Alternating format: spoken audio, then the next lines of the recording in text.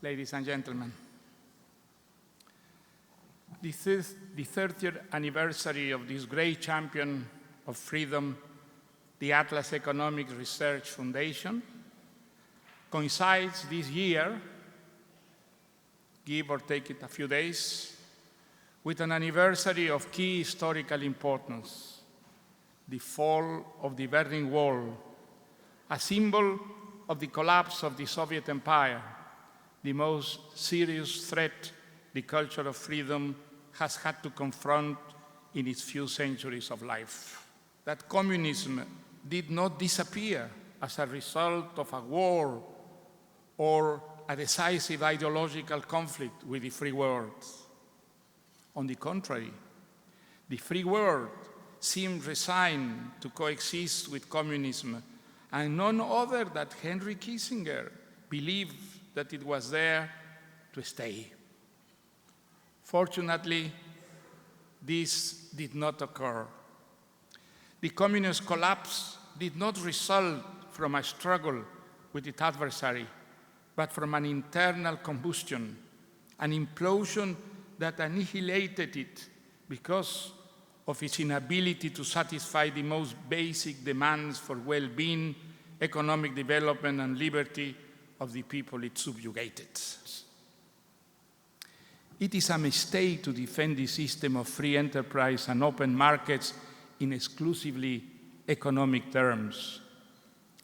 It is, of course, true that thanks to the system, wealth has spread spectacularly across the face of the earth, and with it, material progress and well-being.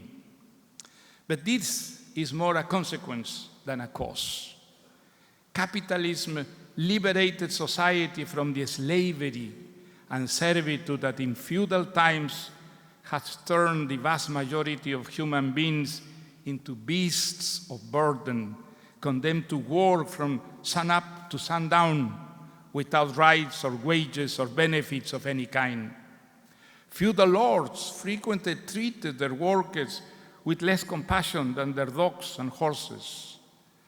Life became much more humane with the emergences of independent businesses and private merchants, the development of modern cities, the private property system, free trade, and open competitive markets. Without them, the sovereign individual would never have appeared, and the same can be said of the concept that individuals have inherent rights and are equal before the law. All of this progress can be summed up in the word that best represented it, liberty, a word which in all its domains, political, economic, social, and cultural, created opportunities and introduced changes and values that drove human civilization toward goals of development and advances that were simply inconceivable to our ancestors. Of course, I have not forgotten that Christianity played a key role in making society more humane. Despite the Church's lack of trust and occasional hostility towards capitalism, in reality towards great wealth, the historical truth is that this system, with its powerful capacity to create wealth and the formidable momentum it gave to scientific and technological progress, contributed more than any other to liberate humankind from what Karl Marx called the cretinism of rural life. In other words, to save it from idleness and hunger, plagues which periodically decimated humanity during a good part of its history. And that was an extraordinary contribution to instill in real life the religious values of doing a good deed for another and of helping an individual overcome the obstacles that impede him from having a dignified life. This is why, in its early heyday, the capitalist system was imbued with ethical and spiritual values. The altruistic philanthropic concept of capitalism of the American forefathers does not correspond to the spectacle that this system has offered the world in recent times, after the major crisis battering the Western world. Rather, one can argue that its most prominent representatives were doing their best to resemble the caricatures that their detractors have traditionally made of them. This is how we arrived at an unprecedented situation that we could summarize like this.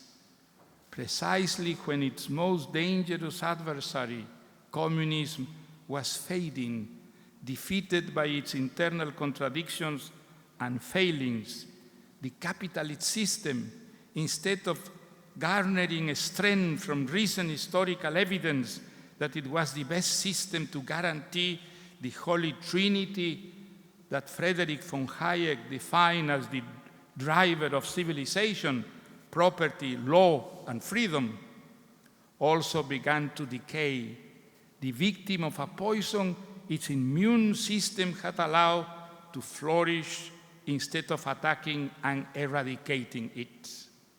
It ignored that aspect of its nature which other great entrepreneurs of our time, besides Sir John Templeton, such as Bill Gates and Warren Buffett, who have invested a considerable part of their vast fortunes in humanitarian aid, have held in highest esteem the moral and spiritual dimension of capitalism. Throughout its history, the free enterprise system has shown an extraordinary capacity to renew and reinvent itself. This is the time to do so again. The system we defend, despite its imperfections, is better than all the ones that have tried to replace it, promising paradise on earth, but instead turning the societies that fell under their spell into a living hell. Let us return to political democracy and economic liberty, the moral conscience it had in the best moments of its history, when progress and culture reached their greatest heights. Thank you.